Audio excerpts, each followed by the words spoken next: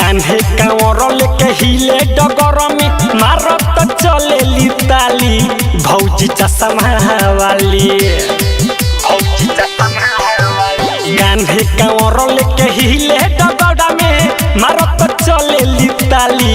भौजी चश्मा वाली जल ढार देव घर जाली भौजी चश्मा वाली जल ढार देव घर जाली भौजी चश्मा वाली भौजी चश्मा वाली जल ढार देव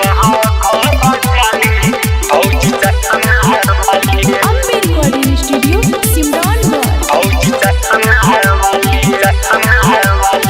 नीचा वाले सोहरेला 52 गज के साड़ी लागता सबसे आगे लीहे जल ढारी नीचा वाले सोहरेला 52 गज के साड़ी लागता सबसे आगे लीहे जल ढारी बजता डीजे भौजी झूमत बारी पीछा ना चली चले आगा से गाड़ी पीछा ना चली चले आगा से गाड़ी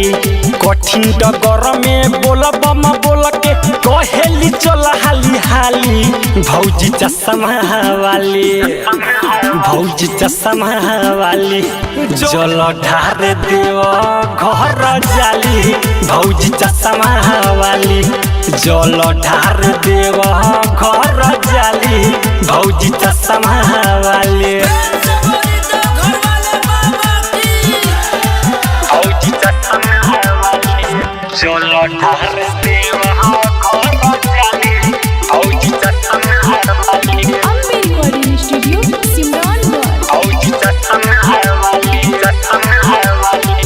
भौजी के कांवर के चमके लालोटा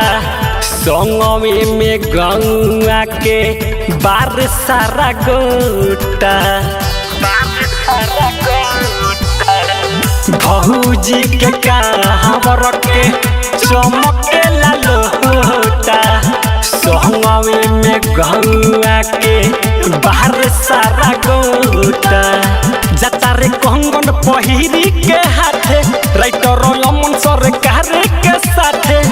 मनीषय मन सर कार के साथे विकी राज भौजी बारी पहिरले गरावा में माला काली काली भौजी चश्मा वाली जल ढार देव घर जाली भौजी चश्मा वाली जल ढार देव घर जाली भौजी चश्मा वाली कान्हे कांवर लेके हिले डगड़ा में मारत चलेली ताली भौजी चश्मा वाली जल ढार देव घर जाली भौजी चश्मा वाली